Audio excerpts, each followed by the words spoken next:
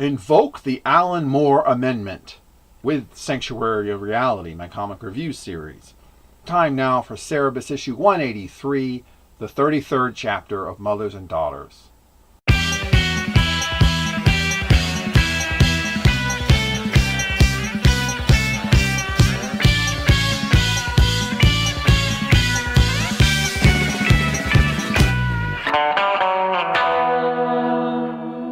Cerebus, clutching the bleeding stump that was his right ear, faces Siren, who suddenly shifts her gaze from him over to a light in the near distance.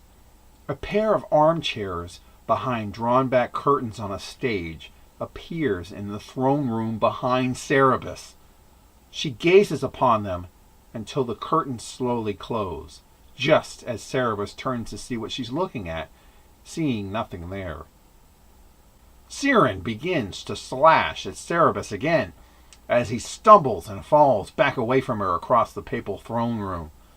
His vision clogged with blood, Cerebus wipes his eyes, turns to face her, and lies in wait for her to approach him. Once Siren gets close enough, Cerebus leaps up at her and grabs onto her shoulder. Will he be able to land a blow? The audience has now been drawn fully into the fictional level. They were in the chair Siren saw, and now all light has gone out. The audience gets up and tries to make sense of this impenetrable darkness around them, only to find the chair is now gone from behind them. Neil Gaiman's words on magic are recalled into the narrative, and what Alan Moore said about all stories being true.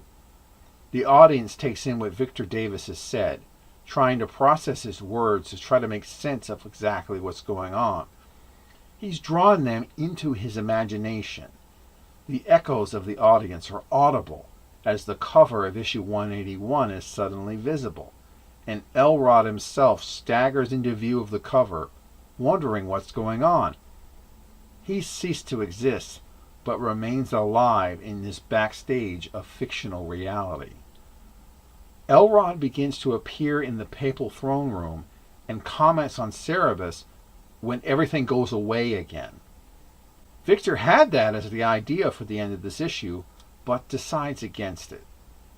Victor ponders the question of where he got his ideas.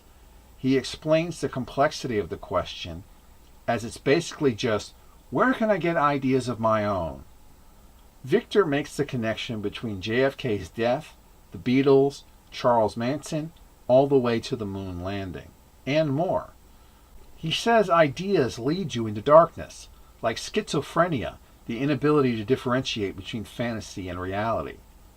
He's followed ideas to the darkness, which is in itself schizophrenic, and even having been diagnosed as borderline schizophrenic many years prior, and likely only gotten worse. Victor admits that this is his autobiography, and he's not going to delve into his past.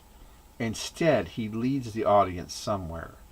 When you read something, you're under the author's control. Victor connects the celebrity deaths of 1977 to the Voyager spacecraft being launched into darkness. Things are unsteady in this world.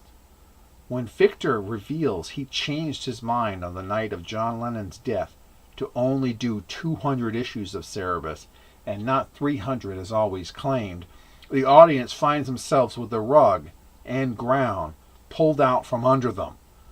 Will we, survive this plunge into nothingness? This is indeed the final appearance of Elrod, at least before issue 300, though he will get a mention during, I think, Rick's story, where he's sort of pulled back into a Starsion to fill in a gap that's left, sort of like the whole Victor Davis, Victor Reed thing. It's kind of tricky. I'll explain it when we get to it. Dave trolls us by having Victor claim that he intended to end Cerebus at issue 200.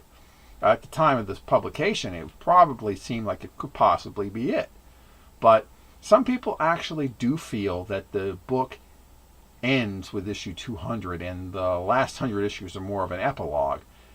It is indeed the narrative apex of the series. I do agree in that regard, but I would never advocate skipping the last 100 issues, because a lot of my favorite stuff is in the last 100 issues of the book, and a lot of my least favorite stuff is in there too. So it's I say stick with it to issue 300 at the very least. Come on, you made it this far. I love how the text section aspects actually bleed over, no pun intended, since there's a lot of bleeding in this issue, into the Cerebus portion of the book, at the beginning with the armchairs appearing in the papal throne room. Yes, you can skip over the Victor Davis stuff if you choose to do so for whatever reason. Though it doesn't mean it doesn't exist and won't have an impact on the book narratively in some regard, because it will. But I can understand wanting to skip over it just to try to spend more time with the whole Cerebus Siren fight, because that's a lot more gripping and a lot easier to read than pages and pages of text. Unless, of course, you're in the mood for that.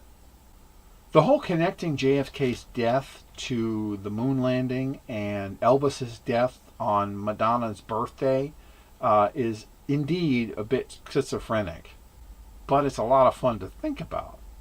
It's the kind of stuff Dave is doing with his current work, The Strange Death of Alex Raymond, showing the car crash death of one of the founding fathers of comic strip art realism as being an echo between his fictional work and his real life.